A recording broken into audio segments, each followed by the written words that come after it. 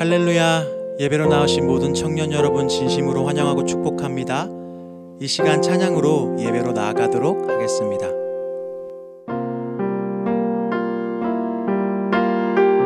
하늘 영광 버리고 이 땅 위에 십자가를 지시고 죄 사했네.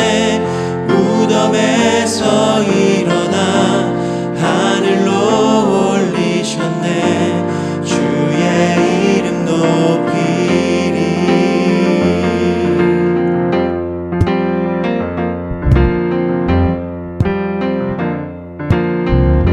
주의 이름 높이며 주를 찬양하나이다. 나를 구하러 오신 주를 기뻐하나이다. 주의 이름 높이며 주의 이름 높이며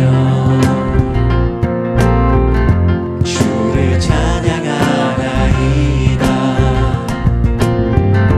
나를 구하러 오신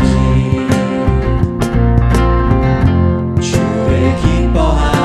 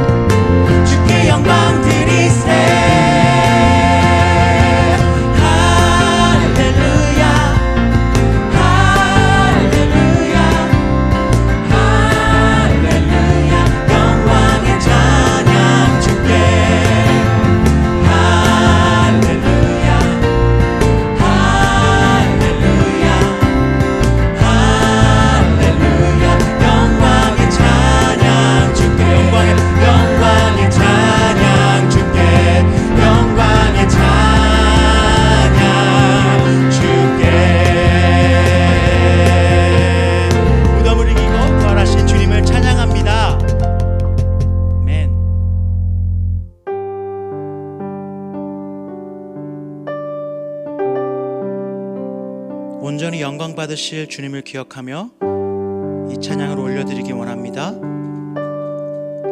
주님 큰 영광 받으소서. 주님 큰 영광 받으소서. 홀로 찬양 받으소서. 모든 이름 위에 뛰어난 그 이름, 온 땅과 하늘이 다 찬양해. 겸손하게 우리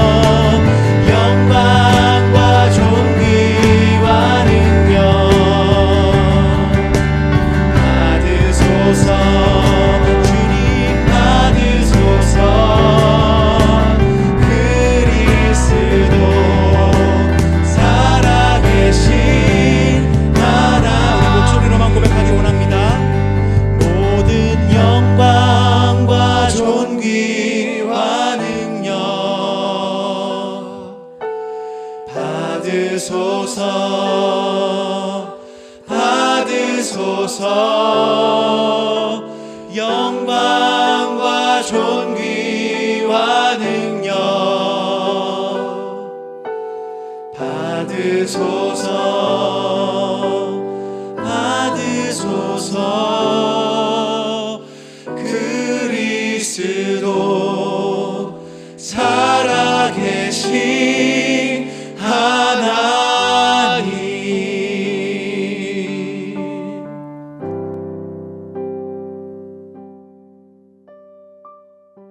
사랑이 많으신 하나님 아버지, 오늘은 부활주일입니다.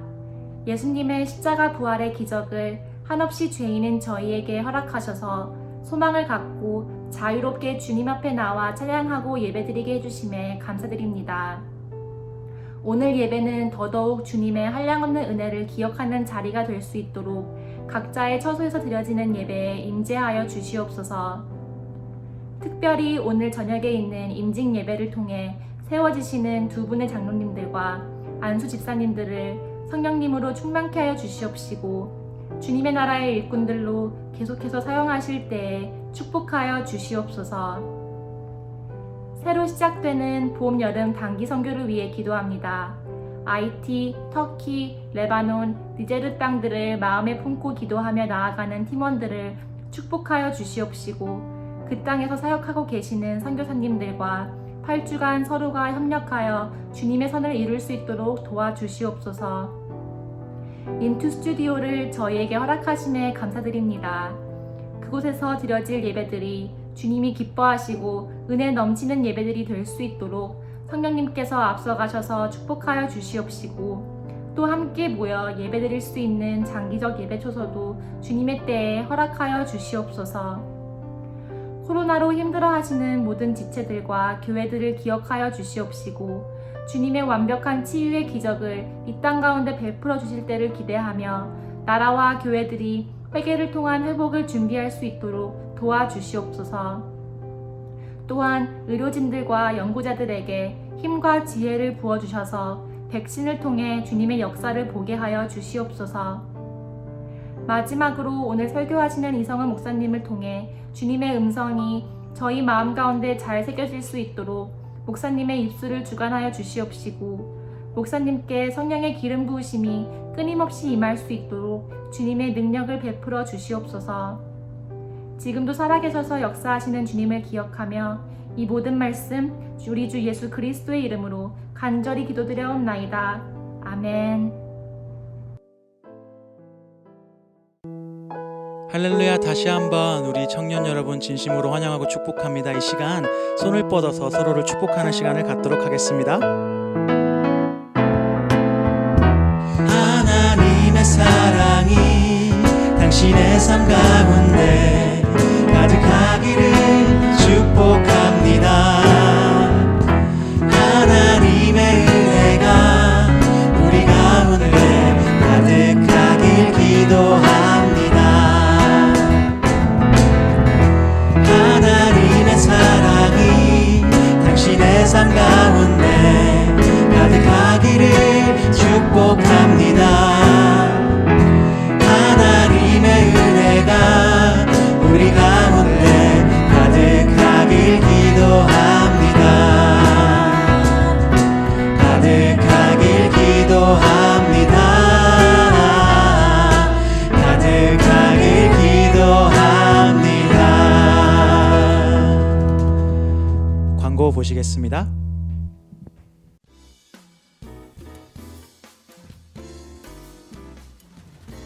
오늘은 부활주일입니다.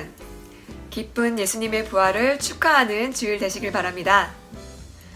부활주일 헌금은 예배 드리시면서 기도로 준비해주세요. 임직 예배가 오늘 주일 예배 후에 저녁 6시에 있습니다. 인투 스튜디오에서 드려질 예정인데요. 유튜브 채널로 중계될 예정입니다. 교회 직분자분들이 세워지는 자리에 함께 해주셔서 많이 축하해주세요. 인투 스튜디오를 안내해드리겠습니다. 현재 예배당과 사무실, 방송국 이렇게 열심히 준비 중에 있는데요. 계속해서 함께 기도해주세요. 생명의 삶 5월호를 신청하실 수 있습니다. 홈페이지로 들어오셔서 신청해 주시고요. 정기구독도 신청하실 수 있습니다. 2021년 단기 선교가 바로 오늘 마감됩니다. 홈페이지로 들어오셔서요. 자세한 내용 확인하시고 오늘까지 잊지 말고 신청해 주세요. MB가 계속해서 모집 중에 있습니다. 3개월부터 1년까지 다양한 기간 동안 인투교회 선교지에서 훈련받으시며 선교하실 수 있습니다. 홈페이지로 들어오셔서 자세한 내용 확인하시고 신청해 주세요. 찬양팀 팀원을 모집하고 있습니다. 인투 스튜디오에서 새롭게 예배가 꾸려지면서요. 세션부터 싱어까지 모든 분야에 있어 멤버들을 모집하고 있습니다. 관심이 있으신 분들은 여기 보이는 허수민 팀장님과 또 순장님들께 문의해 주세요. 예배 진행팀도 팀원을 모집하고 있습니다. 역시나 조명부터 자막, 촬영, 음향 등 모든 분야에 있어 멤버들을 모집하고 있습니다. 여기 보이는 유재성 팀장님께 또 순장님께 문의해 주세요. 영상 디자인 팀에서도 팀원을 모집하고 있습니다. 우리 윈투의 컨텐츠를 함께 만들어 주실 분들 여기 보이는 조설음 팀장님께 문의해 주세요.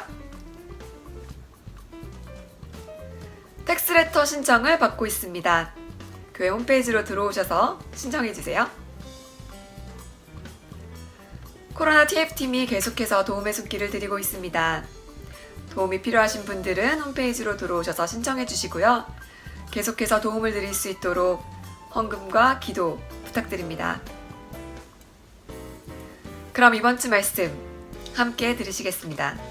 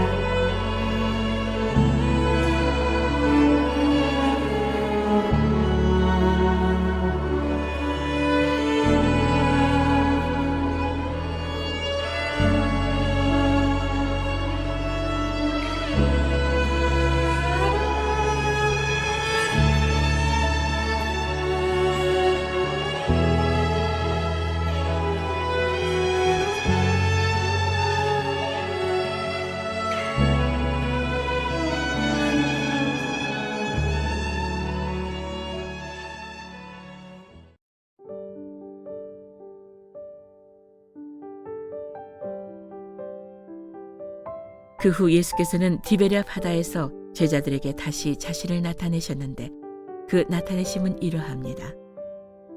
시몬 베드로, 디두무라고 하는 도마, 갈릴리 가나 사람인 나다나엘, 세데베의 두 아들들, 그리고 다른 두 제자가 함께 있었습니다. 시몬 베드로가 그들에게 나는 물고기를 잡으러 가겠소 하고 말하자 그들이 우리도 같이 가겠소 하고 말했습니다. 그들은 나가서 배를 탔습니다. 그러나 그날 밤 그들은 물고기를 한 마리도 잡지 못했습니다. 날이 밝아올 무렵 예수께서 바닷가에 서 계셨으나 제자들은 그분이 예수이신 줄 알아보지 못했습니다. 예수께서 제자들에게 얘들아 물고기를 좀 잡았느냐 하고 물으시자 그들은 한 마리도 잡지 못했소 라고 대답했습니다. 예수께서 제자들에게 말씀하셨습니다. 그물을 배 오른편에 던져보라. 그러면 물고기가 잡힐 것이다. 제자들이 그물을 배 오른편에 던지자 물고기가 너무 많이 걸려 그물을 배 안으로 들어올릴 수가 없었습니다. 예수께서 사랑하시던 제자가 베드로에게 말했습니다. 주이시다. 시몬 베드로는 주이시다라는 말을 듣자마자 벗어두었던 겉옷을 몸에 걸치고 물로 뛰어들었습니다. 그러나 다른 제자들은 배를 탄 채 물고기가 가득한 그물을 끌면서 배를 저어 육지로 나왔습니다. 배가 바닷가에서 약 200규빗 정도밖에 떨어져 있지 않았기 때문입니다. 제자들이 육지에 도착해서 보니 숯불을 피워놓았는데 숯불 위에는 생선이 놓여 있었고 빵도 있었습니다. 예수께서 제자들에게 말씀하셨습니다. 너희가 방금 잡은 생선을 좀 가져오라. 시몬 베드로가 배에 올라 그물을 육지로 끌어내렸습니다. 그물 안에는 큰 물고기가 153마리나 들어있었습니다. 물고기가 이렇게 많았는데도 그물은 찢어지지 않았습니다. 예수께서 제자들에게 말씀하셨습니다. 와서 아침을 먹으라. 다들 그분이 주이신 줄 알고 있었기 때문에 제자들 중 감히 그분께 누구십니까? 라고 묻는 사람이 없었습니다. 예수께서 오셔서 빵을 가져다가 제자들에게 나눠주셨고 이와 같이 생선도 주셨습니다. 예수께서 죽은 사람들 가운데서 살아나신 뒤 제자들에게 나타나신 것은 이것이 세 번째였습니다. 그들이 아침 식사를 끝마치자 예수께서 시몬 베드로에게 말씀하셨습니다. 요한의 아들 시몬아, 내가 이 사람들보다 나를 더 사랑하느냐? 베드로가 말했습니다. 예, 주여, 제가 주를 사랑하는 것을 주께서 아십니다. 예수께서 베드로에게 말씀하셨습니다. 내 어린 양 떼를 먹여라. 예수께서 베드로에게 다시 말씀하셨습니다. 요한의 아들 시몬아, 내가 나를 사랑하느냐? 베드로가 예수께 대답했습니다. 예, 주여, 제가 주를 사랑하는 것을 주께서 아십니다. 예수께서 베드로에게 말씀하셨습니다. 내 양떼를 쳐라. 예수께서 베드로에게 세 번째로 말씀하셨습니다. 요한의 아들 시몬아, 내가 나를 사랑하느냐? 예수께서 세 번째, 내가 나를 사랑하느냐고 물으시자 베드로가 근심하며 말했습니다. 주여, 주께서는 모든 것을 아십니다. 제가 주를 사랑하는 것을 주께서 아십니다. 예수께서 베드로에게 말씀하셨습니다. 내 양떼를 먹여라. 내가 진실로 진실로 네게 말한다. 내가 젊어서는 스스로 옷 입고 원하는 곳으로 다녔지만 늙어서는 남들이 내 팔을 벌리고 너를 묶고 내가 원하지 않는 곳으로 너를 끌고 갈 것이다.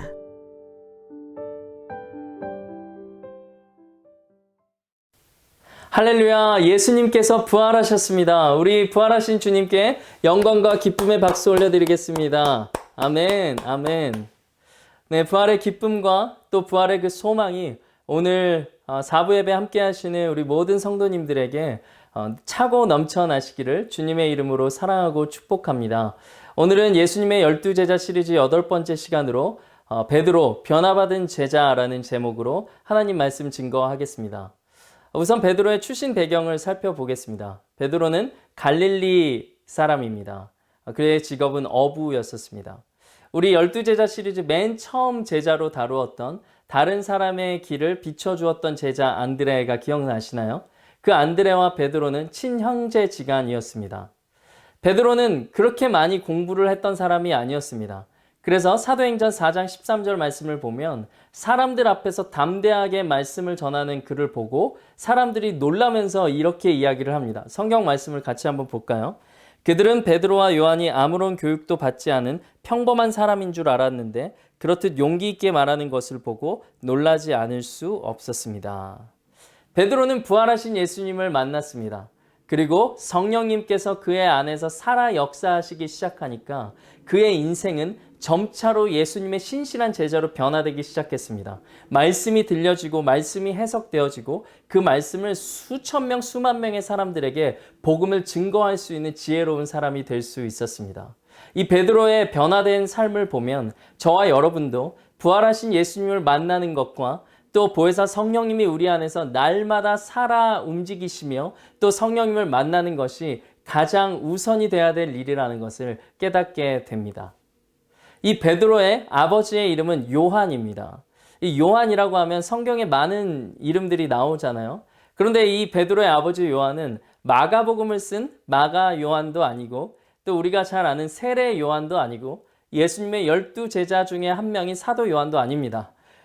그 성경에 많은 이름이 같은 이름들이 나오다 보니까 우리가 헷갈릴 수 있는 것 같아요. 그런데 어쨌든 베드로의 아버지의 이름은 요한이었고 그리고 베드로의 원래 이름은 시몬이었습니다.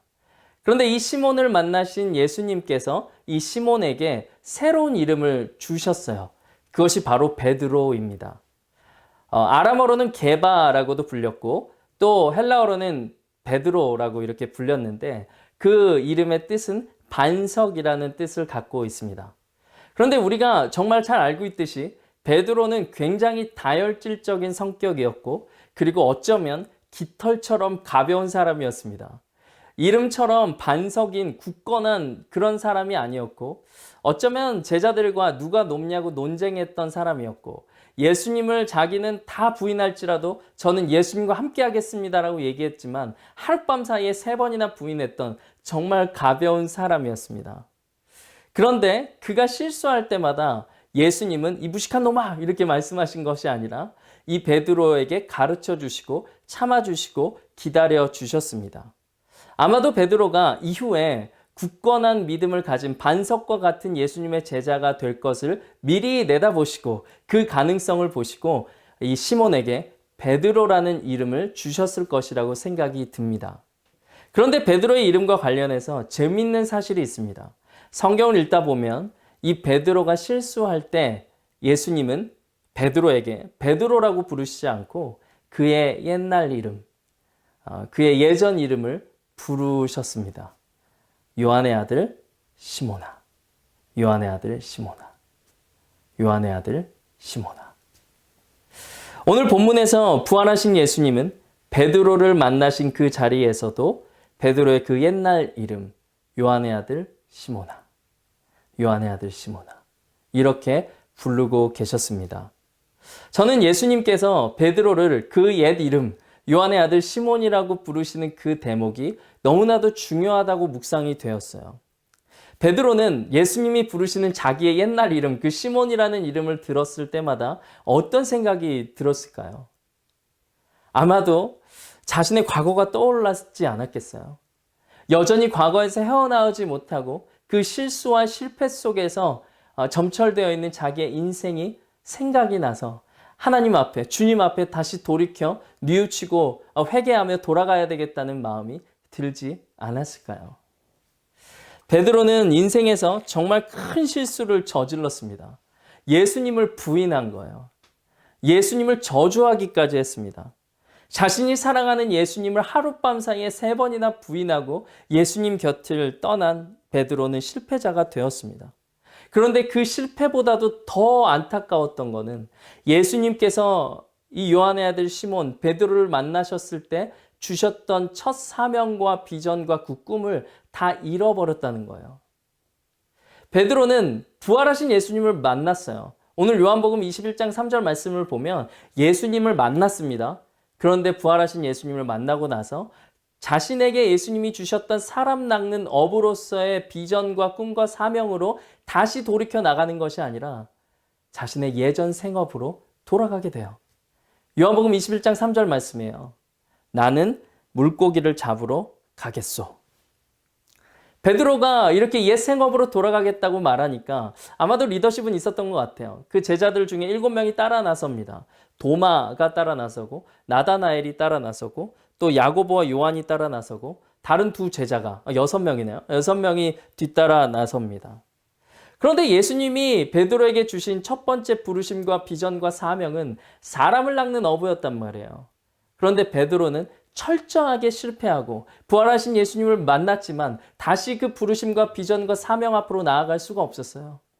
그래서 자신의 예전의 생업으로 물고기를 잡는 그 자리로 어부의 생업의 자리로 돌아갈 수밖에 없었습니다. 첫 번째 예수님의 부르심에 베드로는 자기의 배와 사람들을 다 버려두고 예수님을 따르는 사람이었거든요. 그런데 철저하게 실패한 베드로는 생업으로 돌아갈 수밖에 없었던 것입니다. 그런데 어떻게 보면 또 베드로가 실력 있는 어부였나? 또 그렇지도 않은 것 같아요. 어부로서는 정말 형편없는 어부였던 것 같습니다. 왜냐하면 성경에 베드로가 물고기 잡을 때는 항상 물고기를 못 잡고 허탕만 치는 모습이 나옵니다. 딱 한 번 잡는 게 있는데 성전세를 내라고 할 때 베드로에게 예수님께서 가서 물고기 잡으면 거기 반세겔 나올 테니까 그걸 성전세로 주어라 하시거든요. 그때 한번 물고기 잡고요. 그 전에는 제대로 못 잡아요. 맨 처음 예수님이 베드로를 만나 주셨을 때 그 첫 번째 부르심에서도 밤새 물고기를 한 마리도 잡지 못했습니다. 지금 오늘 요한복음 21장 말씀에서도 밤새 물고기를 한 마리도 잡지 못해요. 베드로 포함 7명의 제자들이 함께 물고기를 잡으러 조업을 나갔는데 한 마리도 잡지 못하는 거예요. 그러니까 막 허탕만 치고 있는 거죠. 근데 베드로의 마음이 어땠을까요? 그 생업으로 돌아갔는데 생업도 제대로 안 되는 거예요. 얼마나 좌절하고 실망했겠어요. 자기 실력에 대해서도 좌절했을 거고 나는 진짜 뭐 먹고 살아야 되나 그런 생각도 들었을 거 아니에요. 그러면서 하룻밤새 물고기 한 마리 잡지 못하고 있는 자기 신세를 비관하면서도 동시에 하룻밤 사이에 3번이나 예수님을 부인했던, 그리고 주님이 나에게 주셨던 그 비전과 부르심을 망각했던 자기의 모습이 보여지고 정말 실망이 되어지고 좌절이 되어지고 낙심하고 실패자와 같은 그런 마음을 갖지 않았겠습니까? 이 절망의 기분이 계속해서 이어져서 잊혀지지 않고 지워지지 않고 그의 마음은 무기력해지고 점차 죄책감에 빠져들었을 거예요. 그런데 그때 예수님께서 베드로를 찾아오셨습니다. 예수님은 갈릴리 호수 처음 누가복음 5장에서 베드로를 만나 주셨던 그 동일한 장소에서 베드로를 만나셔서 처음 부르심과 사명을 주셨던 그 동일한 장소에 예수님이 찾아오셨습니다. 똑같이 물고기를 한 마리도 잡지 못했던 절망적인 그 상황 가운데 예수님이 찾아오셔서 베드로를 만나 주신 거예요. 스스로의 비전을 포기하고 업으로 생업으로 되돌아갔던 베드로에게 다시 예수님이 찾아와 주셔서 그에게 손을 내밀어 주십니다. 그리고 그에게 이렇게 말씀하시는 거예요. 요한의 아들 시몬아, 내가 이 사람들보다 나를 더 사랑하느냐.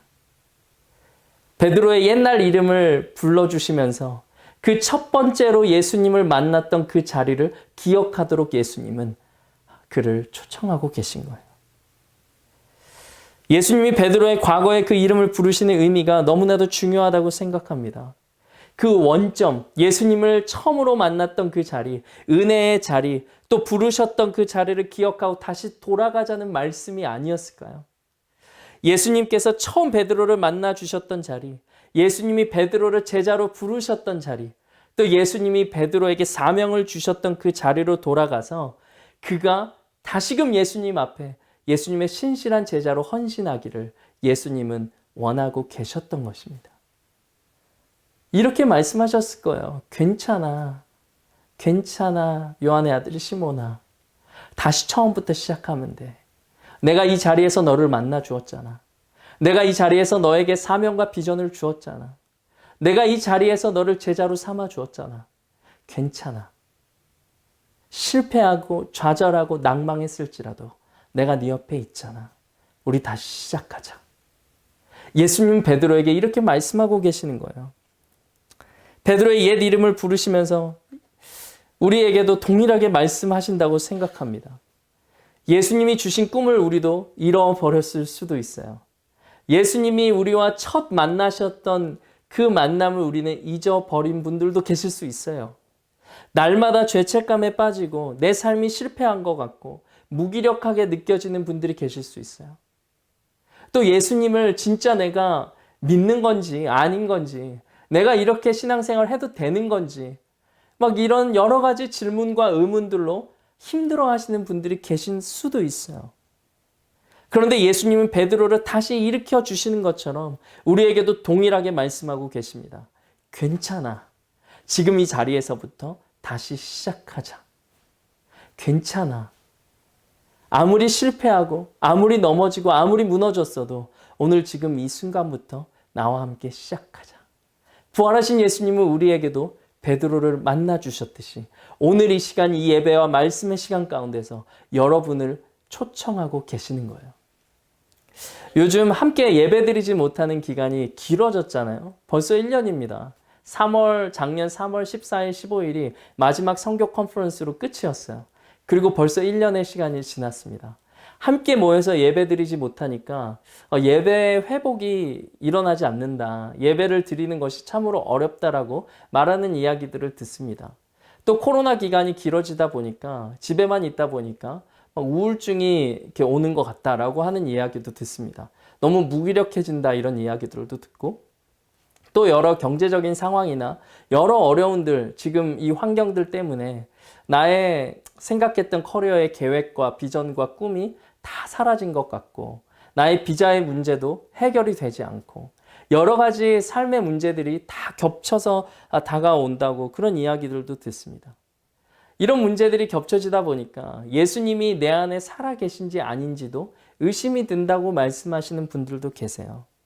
그리고 과거에 매여서 나는 무가치한 존재라고 느껴지는 분이 지금 이 자리에 예배 중에 함께 하고 계신 줄도 모르겠습니다. 그런데 이럴 때마다 오늘 예수님 말씀하시는 거예요. 예수님은 베드로를 만나주시고 그의 옛 이름, 그를 처음 만나주셨던 그 자리에서 베드로와 함께 하셨던 것처럼 오늘 우리를 예수님이 만나주셨던 그 첫 자리에서 함께 하자고 말씀하고 계시는 거예요. 오늘 이 시간 나를 찾아오신 예수님을 바라보십시오. 저와 여러분의 마음 가운데 죄책감과 우울함과 무기력함과 절망과 실패, 마음들이 막 몰려올 때마다 우리의 시선이 그것을 바라보는 것이 아니라 예수님을 바라보기 시작하십시오. 예수님의 사랑을 확신하십시오. 예수님은 절대로 여러분들, 저와 여러분들을 포기하지 않으십니다. 실패하고 좌절하고 절망했던 베드로를 끝까지 그의 손을 잡아주시고 그 실패 자리로 찾아와 주신 예수님은 저와 여러분을 오늘 이 시간에 만나주시고 위로하시고 손 잡아주시며 일으켜 주실 줄로 믿습니다. 예수님은 이제 똑같은 질문을 베드로에게 3번 묻습니다. 요한의 아들 시몬아, 네가 이 사람들보다 나를 더 사랑하느냐? 요한의 아들 시몬아, 내가 나를 사랑하느냐? 요한의 아들 시몬아, 내가 나를 사랑하느냐? 이 동일한 질문을 3번이나 물어보십니다. 근데 베드로가 이렇게 대답하거든요. 네, 그렇습니다, 주님. 제가 주님을 사랑하는 줄 주님이 아십니다. 네, 그렇습니다, 주님. 제가 주님을 사랑하는 줄 주님이 아십니다. 네, 그렇습니다, 주님. 제가 주님을 사랑하는 줄 주님이 아십니다. 대제사장의 그 집들에서 이 숯불 앞에서 베드로는 예수님을 3번 부인했습니다. 저주까지 했습니다. 아마도 3이라는 숫자가 베드로에게는 굉장히 알러지가 있을 것 같아요. 그런데 예수님은 3번이나 동일한 질문을 베드로에게 물어보시면서 그가 과거에 예수님께 잘못했고 죄를 지었고 미안한 그 마음을 지금 씻어주시고 계신 거예요. 그런데 이 본문을 헬라어 원어 성경으로 보면 더 넓게 해석할 수 있습니다. 예수님이 첫 번째 물으시는 그 질문인 요한의 아들 시몬아, 네가 나를 이 사람들보다 더 사랑하느냐라고 할 때 그 사랑이라는 단어는 헬라어로 아가파오란 단어를 사용합니다. 근데 그 단어의 뜻은 아가페적인 사랑이라고 하죠. 목숨을 바쳐서까지 희생할 수 있는 그 사랑을 뜻합니다. 그러니까 베드로에게 물어보시는 거예요. 베드로야, 너의 목숨을 바칠 만큼, 나를 위해서 너의 목숨을 희생할 만큼 나를 사랑하니? 라고 첫 번째 물어보신 거예요. 그런데 베드로의 대답은 이 헬라어 원어 성경으로 봤을 때 조금은 다릅니다. 아니요, 주님. 저는 아가페적인 사랑으로는 당신을 사랑할 수 없습니다.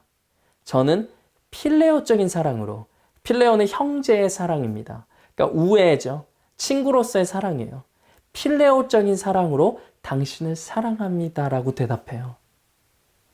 그러니까 자기 자신을 너무 잘 알았던 거죠. 예수님 앞에서 호언장담했던 그가 예수님을 3번이나 부인했기 때문에 더 이상 아가파오적인 사랑으로 예수님을 사랑할 수 없다고 고백했던 거예요. 그때 예수님은 다시 물어보십니다. 2번째 질문인데, 베드로야, 너가 나를 사랑하느냐? 이 2번째 질문의 단어 역시 동일하게 아가파오란 단어를 사용하십니다. 너가 목숨을 바쳐서까지, 너가 목숨을 희생해서까지 나를 사랑할 수 있니? 그런데 베드로는 또 그 전의 대답과 동일하게 예수님께 말합니다. 아니요, 예수님. 저 아가파오적인 사랑으로는 예수님 사랑할 수 없어요. 저는 예수님을 그저 필레오적인 사랑으로, 친구 우정으로서의 사랑은 할 수 있어요. 그런데 예수님께서 3번째 마지막 질문을 하십니다. 베드로야, 요한의 아들 시몬아, 내가 나를 사랑하느냐? 근데 이 사랑은 아가파오라는 단어를 더 이상 사용하지 않으셨어요. 필레오의 단어를 사용하셨습니다. 그래 베드로야, 너 그러면 이제 아가파오가 아니라 필레오의 사랑으로도 나를 사랑할 수 있니? 그런데 그 다음 대목이 베드로가 이렇게 대답하는데 근심하여 이르기를이라고 표현합니다. 생각해 보니까 진짜 내가 친구로서의 사랑도 할 수 있을까? 라는 질문이 자기에게 있는 거잖아요. 그래서 근심하면서 대답해요. 주님이 아십니다. 제가 필레오적인 사랑으로 주님을 사랑합니다. 그의 입술이 쉽게 떨어지지 않았을 거예요. 왜냐하면 베드로에게 전력이 있잖아요. 모두가 주님을 부인할지언정 저는 예수님을 끝까지 그 곁에 남아있겠다고 호언장담했다니까 베드로였단 말이에요. 그러나 여종의 질문에 3번이나 부인했던 게 베드로였어요. 어떻게 예수님의 그 질문에 자기가 쉽게 대답할 수 있었겠어요? 베드로는 이런 심정이었을 거예요. 예수님, 제가 어떻게 감히 예수님을 사랑한다고 말할 수 있겠습니까? 저는 진짜 그렇게 말 못하겠어요. 제가 어디 한두 번 실수했습니까? 장담은 얼마나 많이 했습니까? 전 이제 도저히 예수님을 사랑한다고, 아가페적으로 사랑한다고 말할 수 없을 것 같아요. 주님이 아시잖아요. 주님이 계신 곳 어디든지 내가 따르겠다고 말했지만 저 그럴 수 없었어요. 저 죄인입니다. 베드로의 고백인 거예요. 베드로는 더 이상 예수님 앞에서 호언장담하지 않았던 거예요. 이제 자신을 정확하게 보는 거예요. 예수님 앞에서 솔직해졌습니다. 그런데 이 베드로의 3번의 고백을 들을 때마다 예수님은 동일한 말씀으로 그에게 다시금 비전과 사명과 꿈을 허락해 주셨어요. 가서 내 양떼를 먹이라. 내 양떼를 치라. 내 양떼를 먹이라. 사람을 낚는 어부로서의 그 비전과 꿈과 사명을 예수님은 그의 대답에 계속해서 주시고 계셨던 거예요. 이 실패의 자리는 예수님을 만난 그 베드로에게 더 이상 실패의 자리가 아니었어요. 예수님은 실패의 자리에서 베드로를 회복시켜 주시기 위해서 그에게 첫 사명과 비전을 다시금 허락해 주셨습니다. 베드로는 어쩌면 자신의 힘으로는 더 이상 예수님을 사랑할 수 없다고 고백했습니다. 그렇게 고백한 베드로에게 예수님은 다시금 그 사명과 회복을, 비전을 허락하셨습니다. 우리도 우리 힘으로는 주님이 주신 비전을 이룰 수 없다고 고백할 때 하나님이 일하시는 거예요. 내가 여전히 살아있고 내가 할 수 있고 나의 힘과 나의 능으로 할 수 있다고 막 말하고 설친다면 그때 하나님이 일하실 자리가 없는 거예요.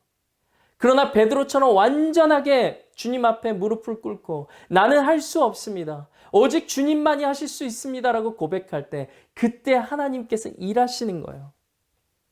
오늘 주님은 베드로와 같이 실패한 자리에 동일하게 서 있는 우리에게 이렇게 말씀하시는 거예요. 그래, 이젠 너의 힘이 아니라 나의 힘으로 일할 수 있는 거야.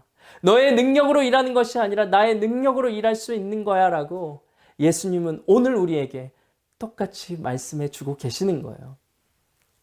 창세기 4장 25절 26절을 보면 아담의 손자 에노스라는 사람이 나옵니다. 이 에노스는 아담의 아들인 가인과 아벨의 그 살인 사건이 일어나고 새로운 아들을 하나님이 셋을 주세요. 셋이라는 아들을 주시고 그 셋이 아들을 낳았는데 그 아들의 이름이 바로 에노스입니다. 그런데 이 성경을 보니까 에노스의 이름의 뜻은 죽을 수밖에 없는 존재라는 뜻을 갖고 있어요. 아니 어떻게 그 아이의 이름을 지을 때 이런 이름을 쓸 수 있을까? 저에게도 딸 둘이 있거든요. 내 할아버지가 이름을 지어주셨는데 다 좋은 이름의 뜻을 갖고 있어요. 근데 여러분들이 결혼해서 아이를 낳고 나서 그 아이의 이름을 죽을 수밖에 없는 존재라고 짓는다면 좀 그렇지 않아요? 근데 어쨌든 셋은 그 아들을 에노스, 죽을 수밖에 없는 존재라고 이름을 지었습니다. 그런데 이 죽을 수밖에 없는 존재라는 이름이 나오게 되기까지 그 배경이 있어요. 아담이 하나님 앞에서 범죄했습니다. 그리고 하나님은 아담에게 이제 너는 정령 죽을 것이라고 말씀하셨어요. 죄의 삭은 사망이에요. 모든 사람이 범죄하였으며 하나님의 영광에 이르지 못했다고 로마서는 말하고 있어요. 우리가 죽을 수밖에 없는 존재인 것은 죄를 지었기 때문이에요. 그러니까 아담과 하와와 그 후손들은 죽을 수밖에 없는 존재인 것을 알았어야 됐어요. 그런데 갑자기 자신들이 죽지 않으니까 하나님 앞에서 제멋대로 살기 시작했어요.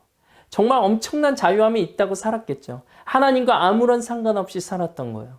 그런데 셋의 시대가 이르러서요. 그들은 죽을 수밖에 없는 존재라는 것을 통감하기 시작했습니다.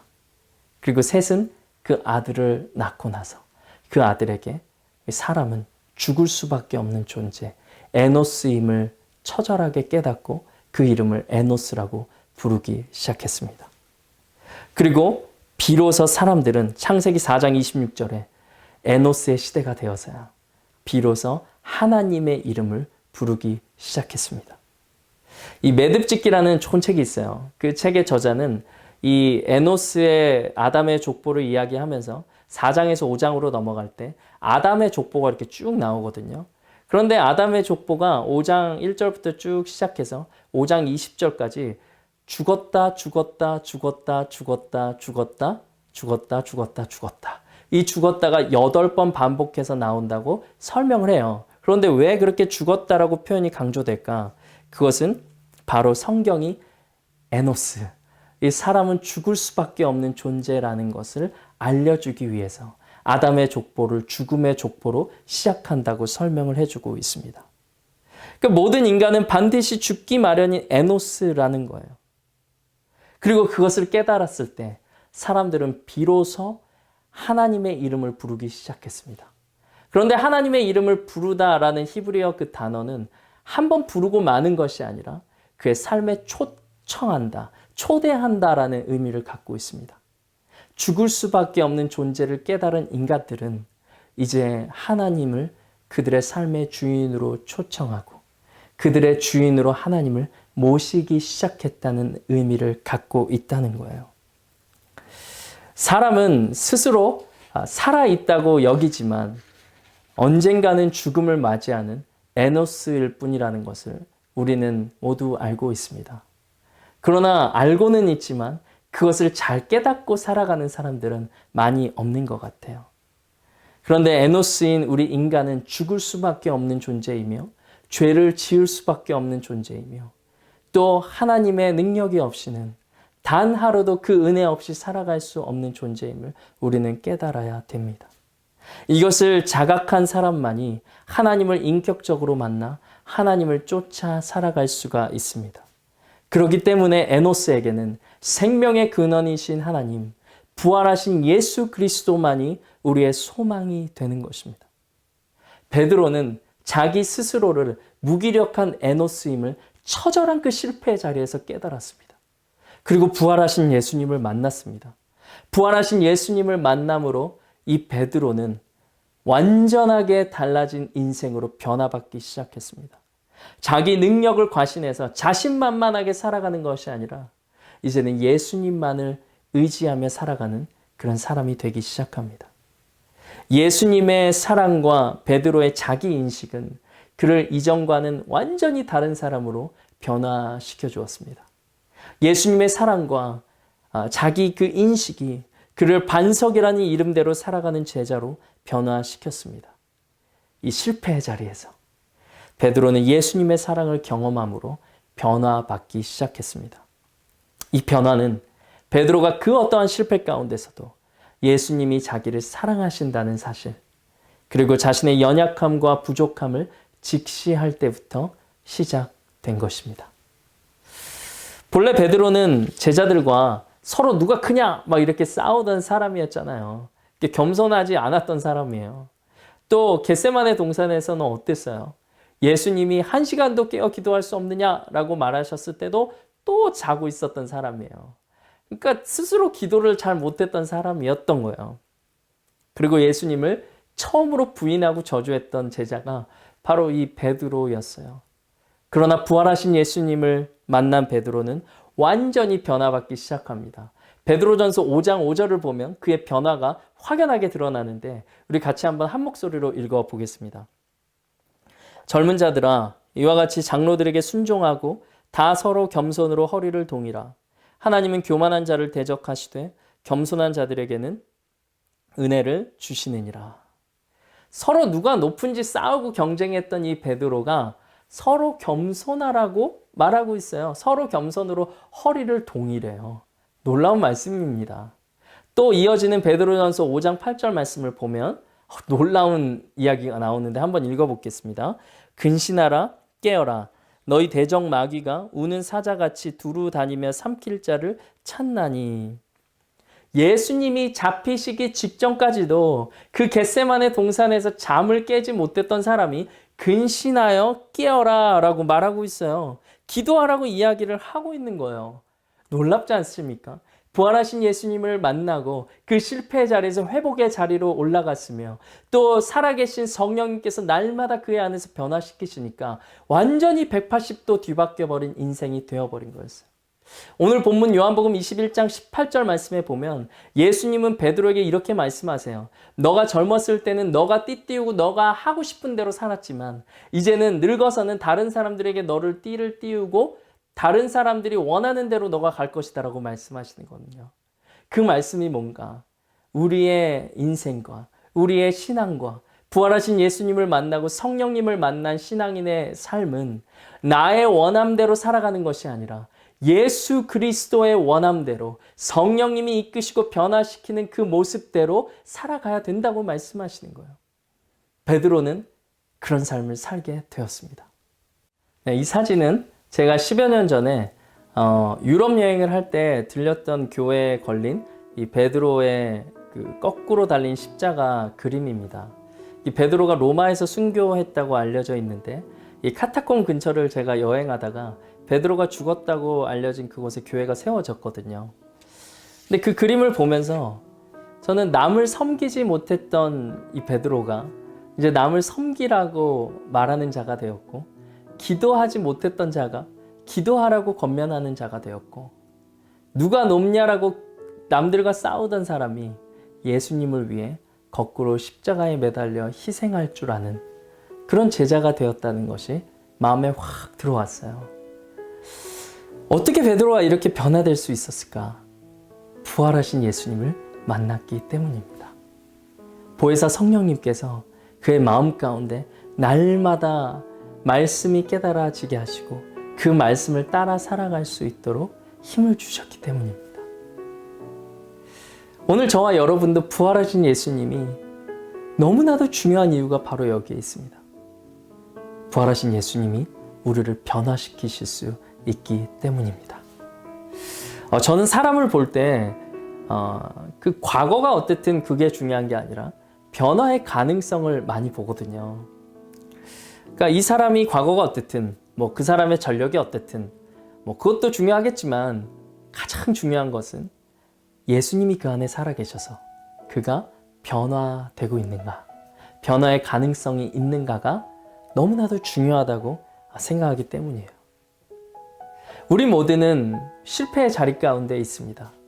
이 실패의 자리에서 우리가 에노스임을 절감하고 또 부활하신 예수님만을 의지하는 그런 사람은 성령님께서 날마다 변화시켜 주십니다.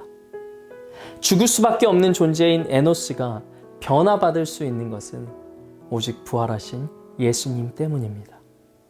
우리가 예배를 드리는 이유, 우리가 신앙생활을 하는 이유, 또 우리가 111 말씀과 기도로 날마다 하나님을 붙드는 이유가 바로 이것 때문입니다. 부활하신 예수님이 성령님을 통해 우리를 변화시켜 주시기 때문입니다. 그 믿음으로 우리가 주님 앞에 나아가는 거예요.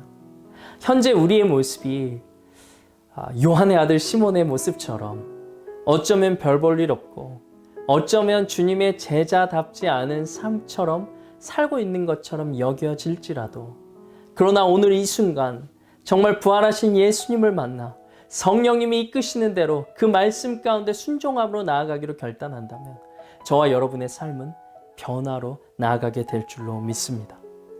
그리고 나를 의지하지 않고 오직 예수님만을 의지하기로 결단할 때 부활하신 예수님은 베드로와 같이 우리 삶 가운데 찾아오시고 만나 주셔서 저와 여러분을 조금씩 변화시켜 주실 것입니다.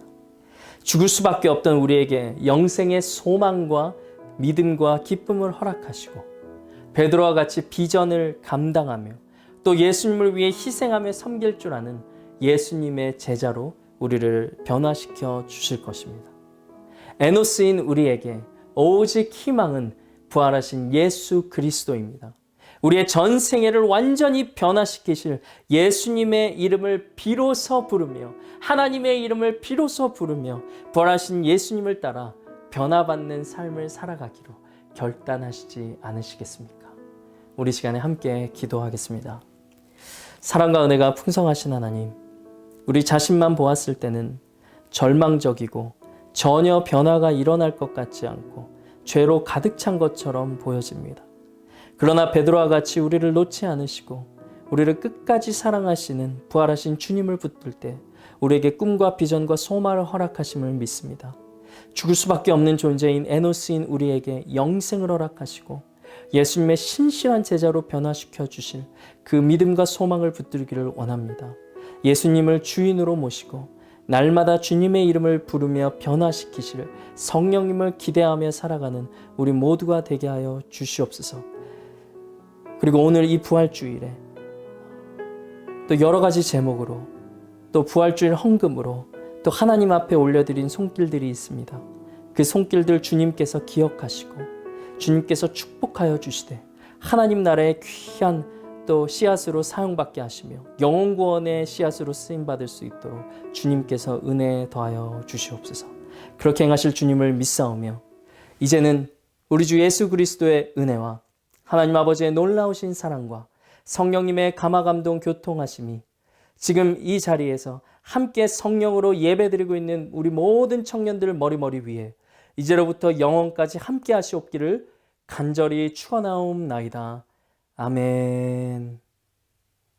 네, 부활하신 그 주님께 다시 한번 기쁨의 박수 올려드리겠습니다. 아멘, 아멘. 네, 오늘 부활주일을 맞이해서 우리 순장님들과 함께 또 이렇게 특순을 좀 준비했어요. 부활이 무엇인가? 라는 특순을 좀 이렇게 준비했는데 오늘 말씀 생각하시면서 또 특순 함께 보시면서 오늘 부활하신 그 주님을 찬양하고 기뻐하는 시간 되시기를 바랍니다. 네, 모든 예배를 마쳤습니다. 감사합니다.